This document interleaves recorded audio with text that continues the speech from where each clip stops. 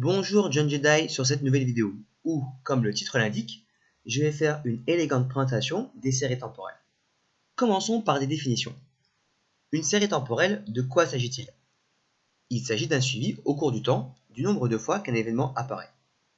Ici, par exemple, une série temporelle réalisée par moi-même avec le logiciel Excel. Donc très simplement, concernant l'apparition du nombre de super-héros au cours du temps. Évidemment, j'ai totalement inventé cette courbe. Donc par exemple, ici, on voit le nombre de super-héros apparus à l'année 1, 2, 3 et ainsi de suite, jusqu'à la dernière année de ce graphique. Et l'étude des séries temporelles, de quoi s'agit-il? Avec des mots simples, il s'agit de l'étude du nombre de fois qu'un événement est apparu dans le passé, afin de prévoir son nombre d'apparitions dans le futur. Et où peut-on voir des séries temporelles? Eh bien en fait, partout. Voici quelques exemples de séries temporelles.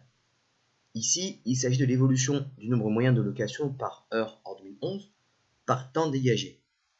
Oui, je le sais parce que c'est marqué au-dessus de l'image. De quoi s'agit-il? Absolument aucune idée.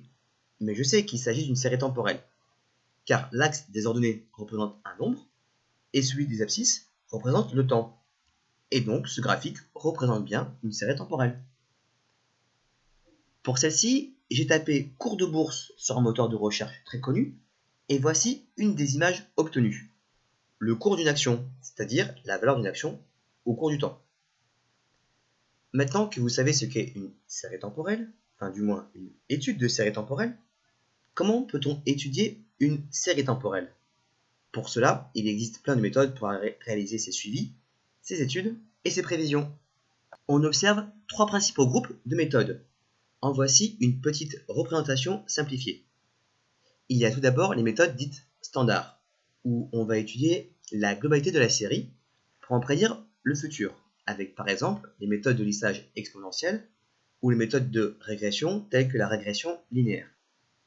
À un niveau supérieur car disons qu'elles nécessitent plus de mathématiques, on trouve les méthodes dites statistiques, où on va étudier chaque observation de la série temporelle indépendamment et construire des liens avec les autres observations.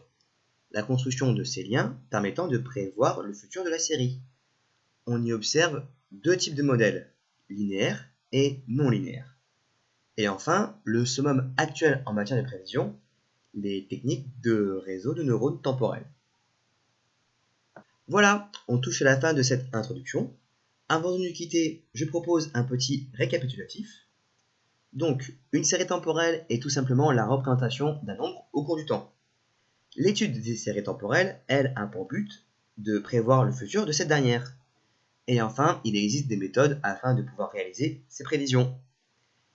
J'espère que cette vidéo vous a plu et aidé à y voir plus clair.